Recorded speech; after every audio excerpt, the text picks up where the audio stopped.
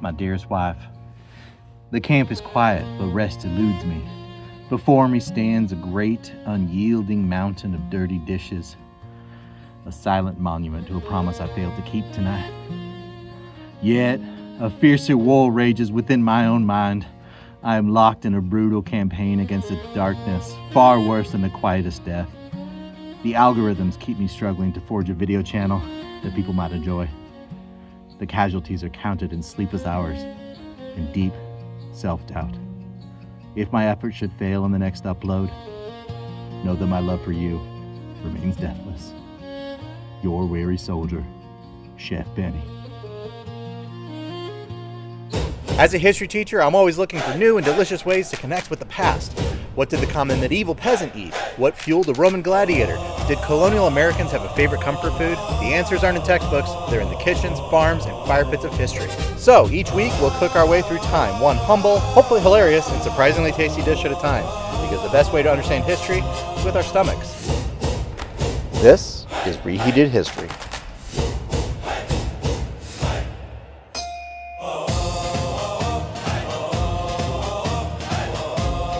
Traveling back to the 1860s, right to the dark, grueling heart of the American Civil War. We are baking and attempting to eat a food item that was famous for seeming less like food and more like construction material.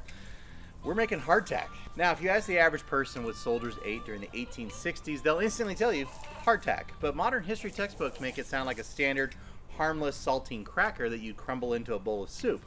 A saltine cracker has never once been described as using the phrase sheet iron. That should be the tell. It's a kiln-dried, completely moisture-depleted brick of compressed flour and water. It was so notoriously indestructible that soldiers didn't just call it hardtack, they called it tooth dullers, iron sheet crackers, and worm castles. This food was engineered to do exactly one thing: survive a multi-month trip to humid environments like the kind you find in the American South at the bottom of a damp army wagon without rotting, completely ignoring any concept of flavor or taste.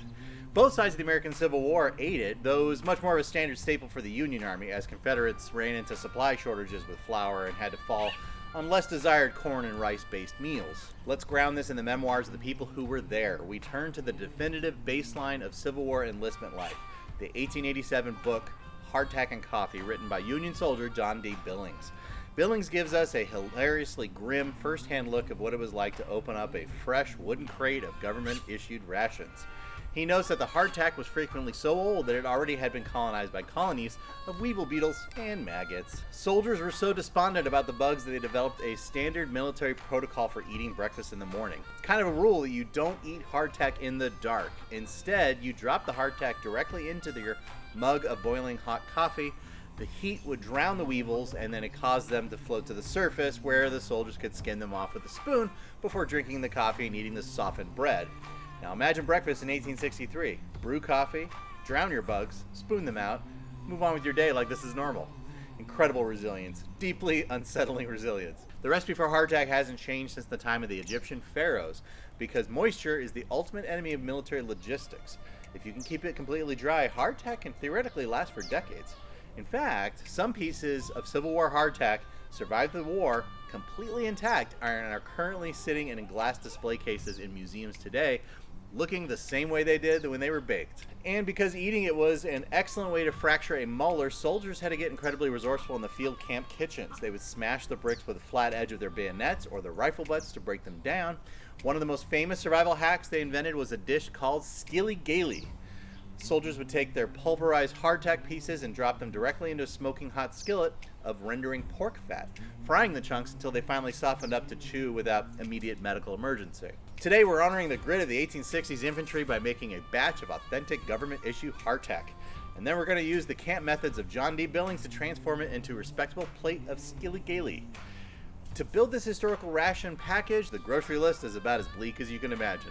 You only need 2 ingredients: 2 cups of coarse, unbleached flour, and 1/2 cup of plain well water if you can get it. I just use my tap. Now, a quick historical note on salt. The official Union Army recipe actually left out salt of the standard ration entirely. It's been believed and repeated for over a century that they left the salt out because it would make soldiers thirsty and deplete their water supply.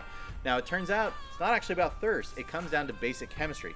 Salt is hygroscopic, which means it actively pulls moisture out of the air, and moisture is the one thing that destroys hardtack's entire reason for existing, its ability to stay bone dry and shelf stable for years.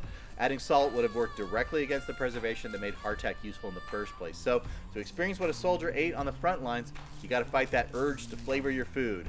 Leave the salt out. For the skilly-gaily upgrade, you're also going to need at least 4 thick strips of salt pork. Now, I went ahead and just did the whole package. Oh, and a heavy cast iron skillet. Let's cook. In a bowl, mix your flour and water together. You're going to want to work this with your hands until it forms a stiff, incredibly stubborn, dry dough. Remember, you're not making pizza dough here. It's going to be tough and it's crumbly, but keep some flour and water nearby so that you can kind of adjust as needed so that it sticks together in one piece. You're going to roll the dough out into a floured surface until it's approximately 1/3 of an inch thick. That's about the thickness of a pencil. You're going to use a knife, or I used a pizza cutter, to cut the sheet into uniform 3x3 inch squares. Now, I got out a ruler for this, but if you want to eyeball it, it's usually like the size of my index finger, so, you know, just kind of make it about 3 inches. For the crucial piece of Civil War food engineering, you're going to take a clean nail, a skewer, or a chopstick and punch a uniform grid of 16 holes straight through each square. This process, called docking, is absolutely vital.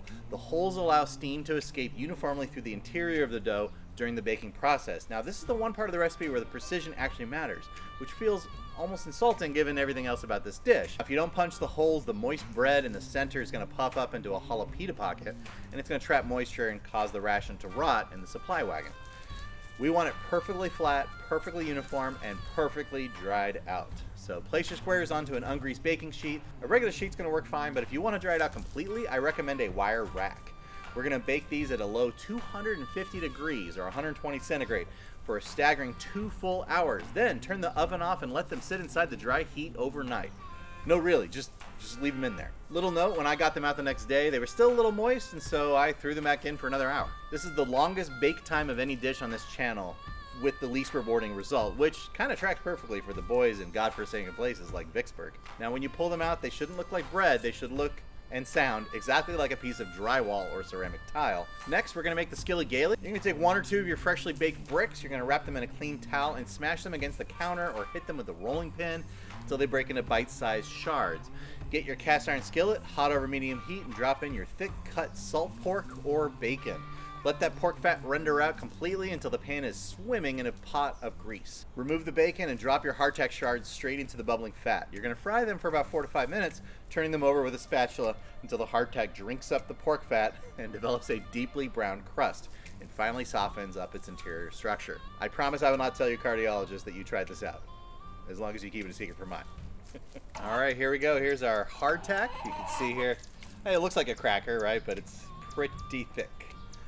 Like a hard biscuit. And then this is our skilly-gaily. You can see it's kind of like, looks like a pita chip actually, if you've ever had one of those. So, all right, so let's try them out. I'm gonna try out the hardtack first. It is really hot because I just pulled it right out of the oven. If you need to add some extra time, you know, cooking it again for another hour at 250 is what I did, and it seems like it's ready. To give you a demonstration here, this is what it sounds like. Right? It is not bread. All right, hardtack.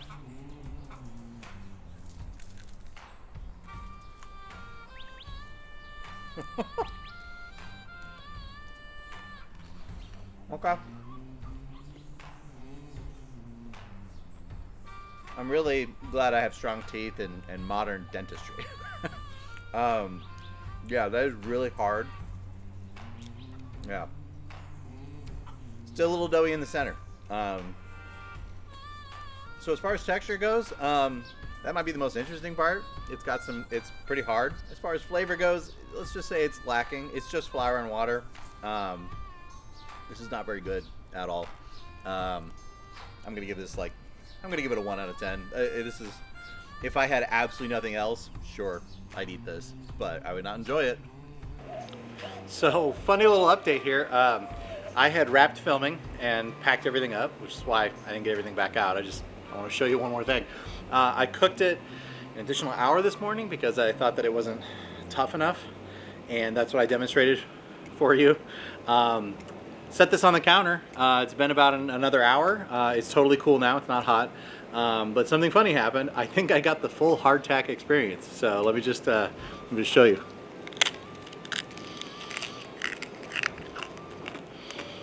Yeah. That. I'm gonna lose a crown if I keep eating these. Taste is the same, but I think leaving it on the counter is really key. You really want to leave that out long enough that it just becomes this hard brick of nothingness. So, score's still the same. Really awful stuff. Well, not awful, but just bland as heck. And anyway, thought I'd give you a little update in the middle of the show. So, thank you. Now let's try out the Skilly Gaily. So, got everything nice and brown. Soaked up the pork fat. Let's try it out.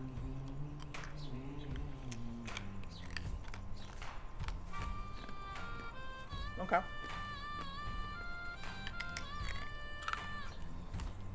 It didn't improve much, but I can see why you would do it, because if you had a 1 out of 10 recipe to turn it into a 3 out of 10, that's a win.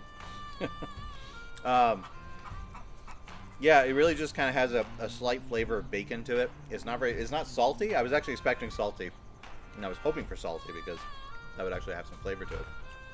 Anyway, yeah, I'll give this a 3 out of 10. But as you know, with Reheated History, my vote is only half the battle. The real judges are my family. If they can handle the heavy, rustic profile of our pork fried camp rations, we have an amazing historical story for the dinner table. And if they don't, well, I've got a backup box of saltines ready. I'll be eating fried dough shards by myself all week.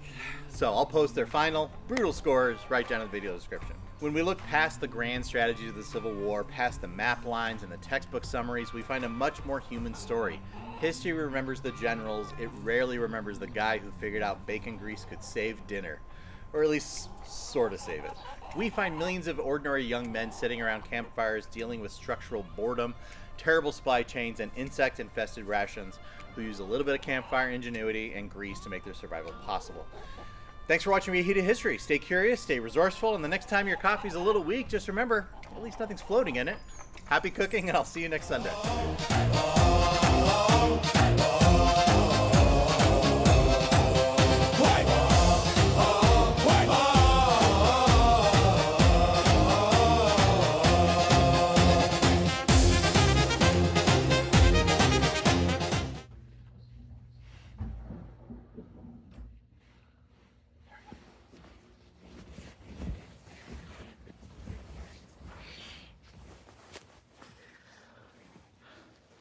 My dearest wife,